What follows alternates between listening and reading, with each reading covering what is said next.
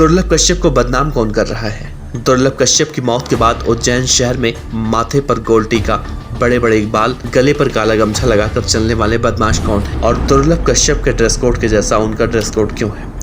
इन नए बदमाशों के अपराध करने के तौर तरीकों को देखकर यही लगता है कि ये सभी बदमाश दुर्लभ कश्यप की तरह बदमाशी के दुनिया में राज करना चाहते हैं। इस वीडियो को स्किप मत कीजिएगा। आज हम आपको बताएंगे कि दुर्लभ कश्यप के जैसा कौन बनना चाह रहा है।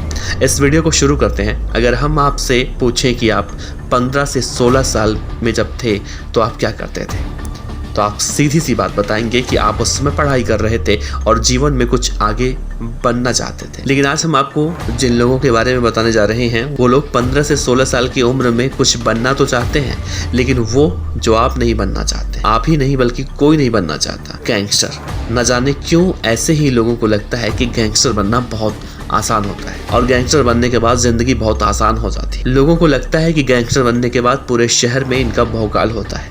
हिंदी फिल्मों के गानों के बोल लगाकर उनकी तस्वीरें सोशल मीडिया पर वायरल की जाती हैं और जो युवा उनसे बहुत ज़्यादा आकर्षित होते हैं और युवा उनसे बहुत ज़्यादा ये देखकर आकर्षित होते हैं। ये सब सिर्फ फिल्मों में देखकर अच्छा लगता है, असल ज़िंदगी में नहीं।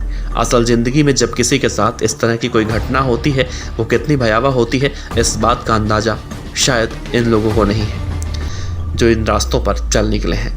उज्जैन शहर में दुर्लभ कश्यप की मौत के बाद भी कई सारे ऐसे कम उम्र के लोग हैं जो उससे सबक लेते हुए नहीं दिखाई दे रहे हैं और दुर्लभ कश्यप बनने की होड़ लग गई है। आखिर युवा दुर्लभ कश्यप बनने की राह पर क्यों चल रहे हैं? दुर्लभ कश्यप की मौत के बाद कम उम्र के लड़के गैंगस्टर की राह पर क्यों इतनी तेजी से चल रहे हैं? वैसे तो उज्जैन शहर को धार्मिक नगरी कहा जाता है। वहां पर खुद कालों के काल महाकाल विराजमान है। लगभग देश के कोने कोने से लोग उज्जैन शहर में बाबा महाकाल का दर्शन करने आते हैं। लेकिन इसी धर्म नगरी में कई सारे युवाओं के हाथ में पिस्टल, कट्टे और तलवारें भी देखे जाते हैं और रात के अंधेरे में अलग अलग तरह की वारदातों को अंजाम देते हैं। आखिर उज्जैन की गलियों में इतना खौफ क्यों है? हथियारों से लैस बदमाश आखिर रात के अंधेरे में क्यों टहलते हैं? चारों को देखकर तो यही लगता है कि बड़े बाल, माथे पर टीका लगाकर ये जो खड़े हैं ये बहुत बड़े भक्त होंगे। लेकिन इनके काले कारनामे आप सुनेंगे तो आपको यकीन नहीं होगा।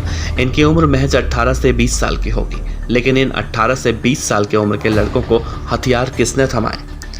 जिन हाथों में किताब होनी चाहिए उन हाथों में ये लड़के हथियार उठाकर घूम रहे हैं, ठीक वैसे ही जैसे दुर्लभ कश्यप घूमा करता था।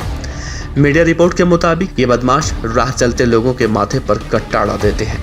दुर्लभ कश्यप की मौत के बाद दुर्लभ कश्यप के जैसा बनने को लेकर अब एक होड़ लग गया है। दुर्लभ कश्यप की मौत के बाद दुर्लभ कश्यप का गैंग अब सुधर चुका है, क्योंकि दुर्लभ कश्यप का सबसे खास दोस्त राजदीप मंडलोई ने भी ये कह दिया है कि अगर आपको अच्छे काम करना हो तो आप हमारे साथ जुड़ सकते हैं, बुरे काम हमने कब के छोड़ दिए। तो सवाल उठता है कि दुर्लभ कश्यप की गैंग के बाद ये कौन सा नया गैंग आ गया है जो उज्जैन शहर में नए नए अपराधों को अंजाम दे रहा है। अभी 1 महीने पहले खबर आई थी कि उज्जैन के माधवनगर थाना इलाके में, ये वही माधवनगर थाना इलाका है जिसमें हेल्लाबाड़ी इलाका भी आता है, इस इलाके में कुछ बदमाशों ने एक मंदिर जा रहे लड़के जिसका नाम लकी बताया गया था उससे लूटपाट की थी और जब उस युवक ने पैसे देने से मना किया तो उसके मुंह में पिस्टल डाल दिया गया। मीडिया रिपोर्ट के मुताबिक उस युवक ने किसी तरह से इन बदमाशों से अपना पीछा छुड़ाया और अपनी आप बीती बताई और फिर पुलिस में शिकायत भी दर्ज कराई कि वो मंदिर में दर्शन करने जा रहा था। तभी अचानक 8 से 9 लोग वहां पहुंचते हैं, उनसे पैसे मांगते हैं और जब वो पैसे देने से मना करता है तो मुंह में पिस्टल डाल दिया जाता है।